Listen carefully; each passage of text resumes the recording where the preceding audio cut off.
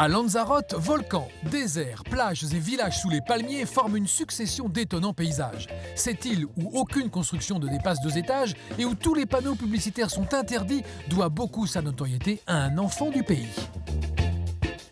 Au programme, la découverte du parc national de Timanfaya avec les dromadaires, bien sûr, le tour de l'île, les plages, le parc aux cactus, la vallée aux 1000 palmiers, et puis bien sûr nous allons marcher sur les traces de César Manrique.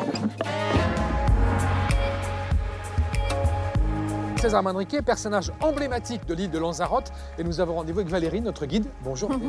Bonjour Christophe. Alors César Manrique, c'est un artiste né ici à Lanzarote, artiste peintre à la base, dont la main et l'esprit ici est vraiment partout. C'est-à-dire que Lanzarote, ce ne serait pas ce que c'est aujourd'hui sans le travail de cet homme. Allons voir la fondation. Allons voir donc ce qui a été sa maison pendant une vingtaine d'années.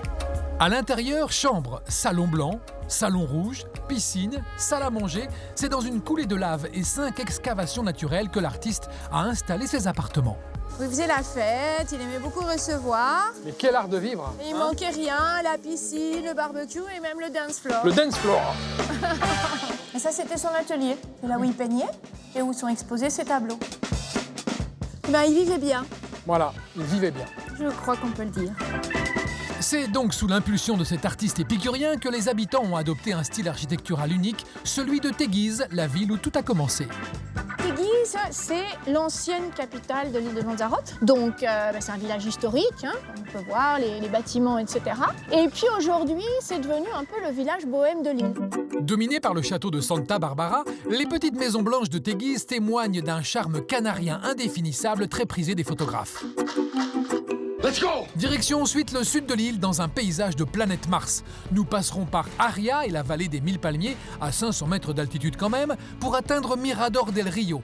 Autre réalisation de l'artiste, un ancien blocos transformé en un incroyable point de vue. C'est l'île de la Graciosa. Petite île où vivent 600 personnes.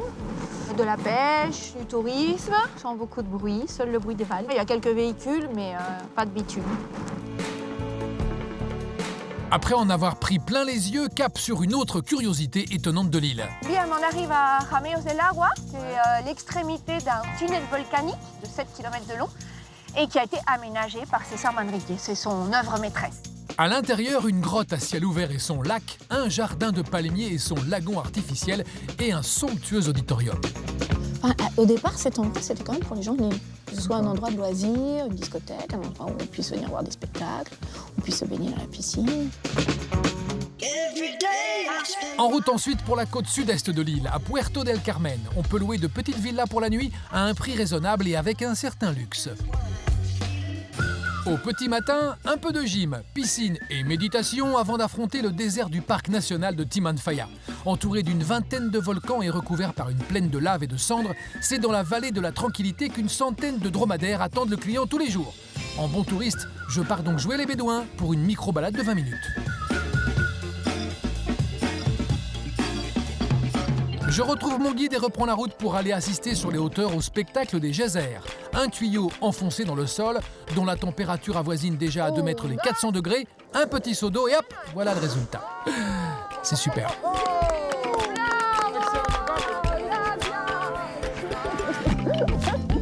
Là, il y a le barbecue naturel. Faire cuire les saucisses à la chaleur de la terre. C'est dingue, hein? Il concentre la chaleur, en fait.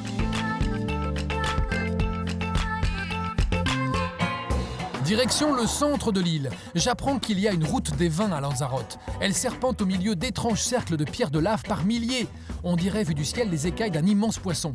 Ce sont en fait chaque pied de vigne protégé du vent par un muret. Un système ingénieux destiné à recueillir la rosée autour des cèpes plantés dans la cendre. Fin du parcours par un jardin extraordinaire, celui aux 1400 cactus. C'est la dernière œuvre spatiale de Manrique. Donc ça, c'est une ancienne carrière de cendres, en fait. Et c'est sur la spécialité du coin, un hamburger cactus tomate, que s'achèvera mon voyage à Lanzarote, île merveilleuse. À la prochaine. Ciao, merci. Merci public, salut.